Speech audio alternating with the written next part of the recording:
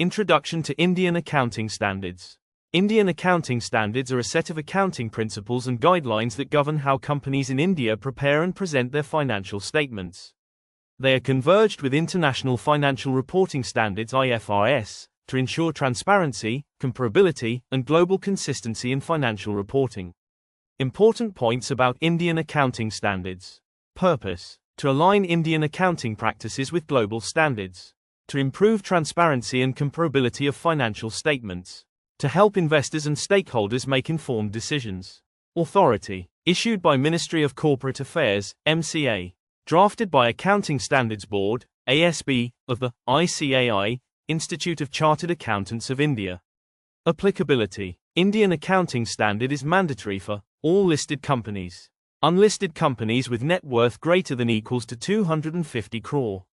All banks, NBFC, and insurance companies meeting criteria laid by MCA based on IFRS. Indian accounting standard is not a copy of IFRS, but converged with necessary modifications to suit Indian economic and legal environment. Difference from Indian GAAP, generally accepted accounting principles. More detailed disclosures. Focuses on substance over form. Uses fair value, more widely compared to historical cost. In traditional GAAP, let's have a look on the importance of Indian accounting standards.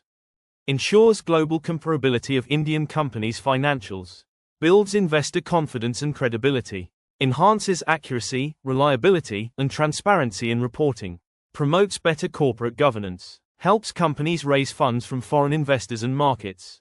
Let's have a look at some examples of major Indian accounting standards. First, Indian Accounting Standard 1, Presentation. It sets guidelines for structure of financial statements.